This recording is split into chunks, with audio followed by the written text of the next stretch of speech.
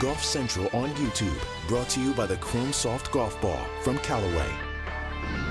Hi there, I'm Cara Banks, and this is your Golf Central update. The first round of the Cadence Bank Houston Open was suspended due to darkness, but not before most of the players managed to finish their opening round. Here is a look at that leaderboard. 4 players currently tied for the lead at 5 under, but one, as you can see, Tyson Alexander still with 1 hole still to play. Let's hear from some of our leaders.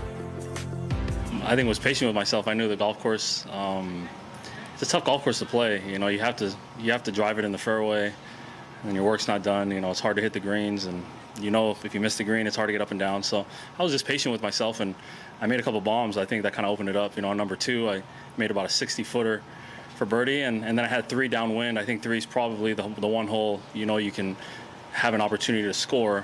So I think those back-to-back birdies just kind of set me off and on my way on the back 9. Just your second start of the fall. You missed a cut a week ago in Mayakoba. What are you trying to accomplish more than the obvious of winning here this week, but ending the year on a good note? Yeah, that's always, you know, I always looked at it exactly like that. You know, the season that I've had this past season was very nice, but I want to go out in a good way, you know, and I want to finish the year strong, and I think that's what I'm looking for this week. How do you keep the momentum that you finished with today early tomorrow morning? Yeah, the good news is not a lot of time in between now and then. You know, that's why I usually enjoy this wave. So I just grab some food and hopefully just continue that pace right tomorrow. Why is the front 9 playing so dramatically easier than the back 9? Yeah, I think the first par is 2 par 5s, so you're gonna have that extra opportunity to score. And then, yeah, I don't know. I think, you know, number 5 is a shorter hole. 6 plays as short as it can because of the pin being in the front. And that's, you know, you're going to have a lot of guys hitting wedge in there. So I would say probably for those reasons. What does it do for you when you finish like that, with a putt like that? Yeah, I mean, it makes dinner taste a lot better, you know, for sure. You know, I know I played well just to put myself, you know, near the top of the leaderboard. And it's kind of just icing on the cake on a day that was, you know, hard fought and well played. The big thing for me has been sort of where to hit the irons, you know, just to take out one side and maybe, you know, make the round easier, not short side, and then the next one maybe the wrong, you know, the other side. So it's like, I know when I play good, that's the rounds are a little bit calmer, not missing as much in the wrong places. So just got into, you know, hitting it straighter overall. Got a feeling of how to, you know, get better contact, and that started probably on like my 7th hole, and the rest was good. This course, the first couple of years it's hosted, obviously the scores haven't been excessively low. No. When you go on and you can shoot 5 under, yeah, does that give you good confidence kind of going forward on a tough course like this that might only get tougher? Yeah, I mean, the whole thing about this course, like you know, anything under par is good, and today, you know, I managed to make birdie on holes like 18, and you know, 9 is a little tricky, but you know, when you get those, it definitely helps, and then you got a couple of wedges, but it's a strong course. Yeah, interesting. You know, a lot of good shots, some bad ones that were frustrating, but overall, it's a great score around a tough golf course, and I have time to go clean some stuff up before the round tomorrow and hopefully play a little more solid, even though I would take the score again if you would give it to me. I was going to say, you shot 5 under, go bogey free, but you don't seem to be, maybe the word's enthralled?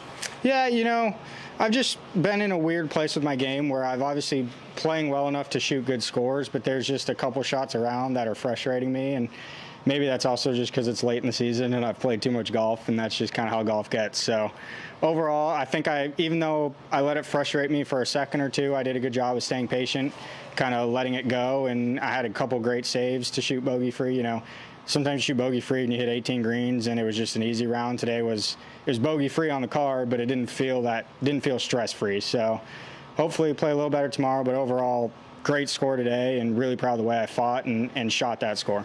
You shot a nice round to finish up Mayakoba last week, and then obviously come out here and shoot 5 under your first round. What maybe is working very well for you right now, and that you're confident in your game? Yeah, just kind of everything. You know, I feel like I'm driving it pretty well. Feel like the iron game's pretty sharp. Very different styles of golf course. Last week in Mayakoba was a lot of wedges. This week's a lot of longer irons. So, but overall, through the bag, I just feel like if I'm out of position, I can chip well. I can make a 5-footer if I need to. Sometimes I roll in a long putt. It's just one of those things where it's just staying patient, and things seem to kind of just be dropping, and the score seems to be pretty good. So, in a good little rhythm right now. If you look back to, let's just say a year ago, just for 12 months, how much more confidence do you have in your game now than you did maybe late last year? A lot. I feel like even on my bad days, I mean, I wouldn't say today's a bad day, but even on the bad days, I feel like I can still get around there and shoot a score that's respectable, and that's what it's all about out here. Everyone's good day is going to be really good, right? It's about when turning like a 2 or 3 over par into an even or a 1 under par. That's where you really keep yourself in these tournaments and give yourself chance after chance to win. So the last 2 years, really, I feel like I've been building to that, and it just kind of feels like a snowball effect a little bit with the confidence, where you keep doing it, and then you start to believe you can do it, and it's kind of just a big snowball of confidence coming your way. Do you feel like, because you're now inside like the top 40, like getting close to the top 30 in the world, do you feel you're on that elite level now in like the professional golf game? I feel like I'm getting there.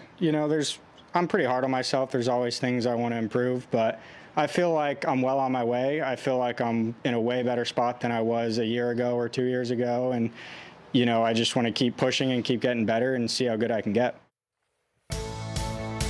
Meanwhile, let's take a look at how things stand on the PGA Tour Champions. It is the Charles Schwab Cup Championship this week as they vie for the season-ending honours. It really is between 2 players, and both of them on the leaderboard, Stephen Olker and Podrick Harrington, but it is John Houston's name who's on top after going out as a solo first thing today. But there is Stephen Olker. What a good opening performance that was for him. 6 under 65 after a season that has seen him win 4 titles so far this year. Meanwhile, over on the DP World Tour, well, it is Sun City for them this week. The Nedbank Golf Challenger staple on the DP World Tour out in South Africa. Ryan Fox leads by 1 over the European Ryder Cup captain Luke Donald, and the New Zealander does have a chance to gain the top spot in the DP World Tour standings going into their season-ending event next week in Dubai. Let's hear from the leading 2. I had a lot of good numbers out there. We managed to get the yardages right, and I putted really nicely, but yeah, it still feels a bit strange, to be honest. I guess this golf course has kicked my ass several times before, so maybe it was just nice to me today. It's going to come back and bite me tomorrow. Do you think it's because of the form you showed this year, you maybe feel a bit more comfortable around here?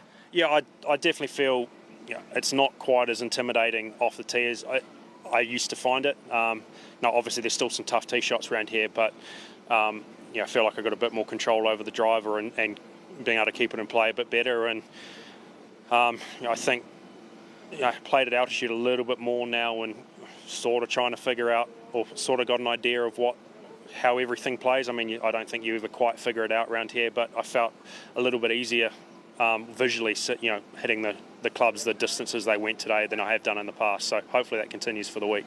I kept it in play well off the tee, and then my iron play was really good. I think I hit 15 greens today, and around this course, that's very pleasing. My irons were, I had the, it's tricky with the altitude and the wind swirls a little bit here, but I got the distances very, very right all day.